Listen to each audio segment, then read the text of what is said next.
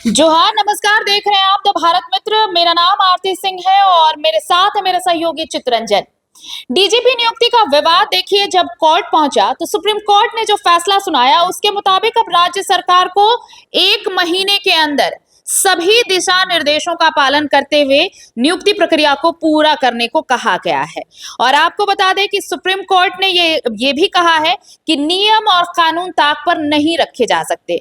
जिस तरीके से बाबूलाल मरांडी ने सवाल उठाए थे, अभी जो फिलहाल डीजीपी हैं तदाशा मिश्रा, उनके रिटायरमेंट के ठीक एक दिन पहले उन्हें डीजीपी नियुक्त कर दिया गया, जिसके बाद सवाल उठाए गए और नेता प्रतिपक्ष बकायदा इसे लेकर कोर्ट तक पहुंच गए। और कोर्ट में पहुंचे तो उसके बाद देखिए अब सुप्रीम कोर्ट ने इस पर सवाल उठाए हैं। जो सुप्रीम कोर्ट का हवाला दिया गया है वो पहले मैं आपको बता दूं कि सर्वोच्च न्यायालय की पीठ ने यह कहा है कि डीजीपी की नियुक्ति में पारदर्शिता और निष्पक्षता बनाए रखना अनिवार्य है।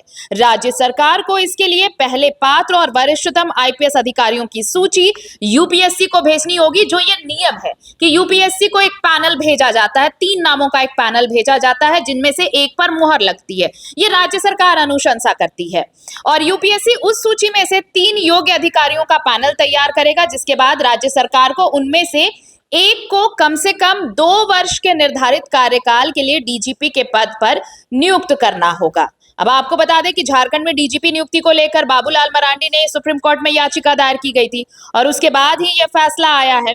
तो अब 1 महीने का वक्त है, 1 महीने में सारी प्रक्रिया पूरी करने का आदेश सुप्रीम कोर्ट ने दिया है। चितरंजन, ये विवाद तब से शुरू हुआ। देखिए, पहले ही अनुराग गुप्ता जब बनाए गए थे उस वक्त भी विवाद था। राज्य सरकार को यह कहा गया कि भाई आप सारे नियम कानून ताक पर रखकर पैनल आपने भेजा नहीं, और खुद से उस वक्त भी अनुराग ठाकुर को बना दिया गया, प्रभार में थे वो, और फिर वो आ गए डीजीपी बन गए। अब तदाशा मिश्रा की बारी आई तो 1 दिन बचा था सिर्फ उनके रिटायरमेंट में, और फिर उन्हें नियम कानून अलग रखा रह गया और उन्हें डीजीपी बनाया गया।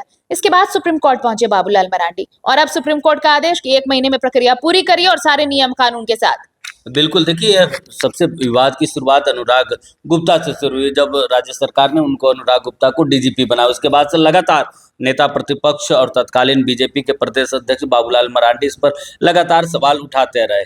और देखिए अचानक से फिर अनुराग गुप्ता को लेकर कई खबरें आती है कि अनुराग गुप्ता बीच में जो है अपना डीजीपी, जिसको लेकर राज्य सरकार एक तरीके से कहा जाए तो विपक्ष से पूरा लड़ रही थी अनुराग गुप्ता को लेकर। इस बीच डीजीपी अनुराग गुप्ता की तरफ से इस्तीफे की पेशकश की जाती है, इस्तीफा उनका मंजूर किया जाता है। इस बीच कार्यकारी जो है तदाशा मिश्रा को बनाया जाता है और उनके यानी कि तदाशा मिश्रा के रिटायरमेंट से 1 दिन पहले, क्योंकि देखिए अनुराग गुप्ता की जब नियुक्ति की गई तो उस समय भी नियमों में बदलाव लाकर ही उनको डीजीपी बनाया गया उस वक्त भी पैनल नहीं भेजा गया था। बिल्कुल, राज्य सरकार ने खुद से फैसला लिया और अनुराग गुप्ता को बना दिया। इससे पहले क्या होता था कि डीजीपी का जो नियुक्ति होती थी वो पैनलिस्ट 3 नामों की सूची बनती थी, यूपीएससी को भेजा जाता था, वहां से एक नाम पे मोहर लगते। वो भी 3 नाम, आप ऐसे नहीं कि किसी को भी अपने पसंद के अधिकारी की सूची बनाकर भेज दे, वरीयता सीनियरिटी के हिसाब से ये सूची बनती थी।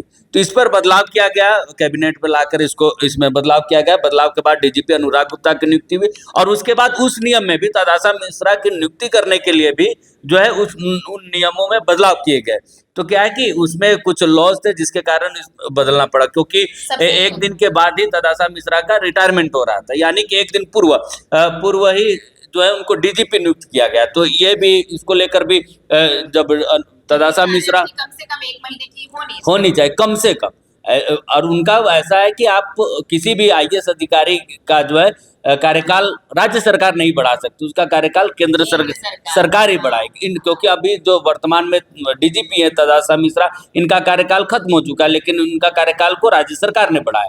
तो इन सारी चीज़ों को लेकर ही जो है बाबूलाल मरांडी न्यायालय मूव किए थे। उसके बाद इन सारी चीज़ों को 1 महीने के अंदर सॉल्व आउट करने के लिए सुप्रीम कोर्ट का साफ साफ निर्देश आया है।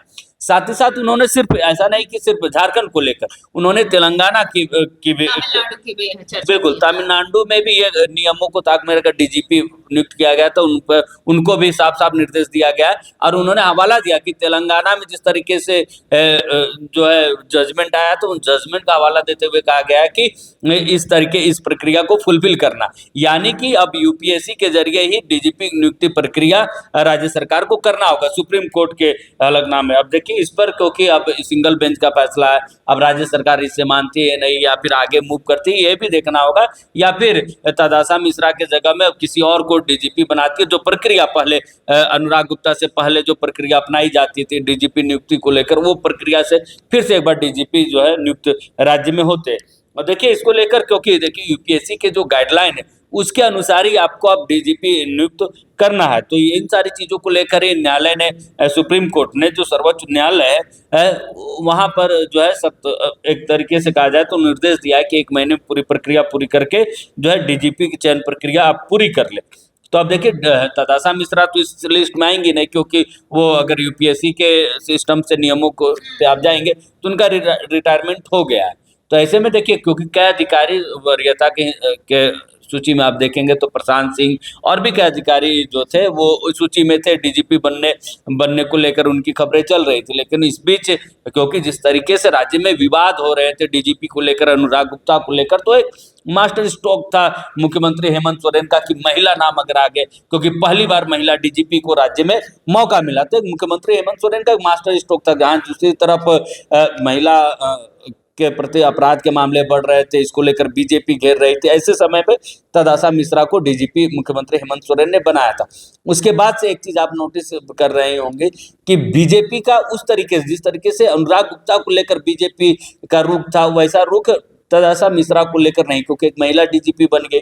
इसके कारण भी बीजेपी थोड़ा बैकफुट पे चली गई थी। लेकिन जिस तरीके से अब न्यायालय का फैसला आया तो इसके बाद से निश्चित तौर पर यह प्रक्रिया अब राज्य सरकार को फुलफिल करनी होगी, या फिर क्योंकि सरकार के पास अब भी रास्ते हैं कि वो सिंगल बेंच से डबल बेंच मूव कर सकती है, या फिर कोई कानूनी और भी जो राय लेने के बाद इसके आगे क्या प्रक्रिया की जा सकती है, राज्य सरकार की तरफ से कानूनी प्रक्रिया अपनाई जा सकती है, इस पर भी विचार मंथन जरूर की जाएगी। चलिए, तो विचार मंथन होगा और क्या कानूनी दावपेच होंगे ये तो अलग बात है, लेकिन फिलहाल जो सुप्रीम ऑर्डर ये आया है भाई कि आप 1 महीने में ये सारी प्रक्रियाएं पूरी करिए, पूरे नियम सहित ये सारी प्रक्रियाएं पूरी होनी चाहिए डीजीपी की नियुक्ति को लेकर।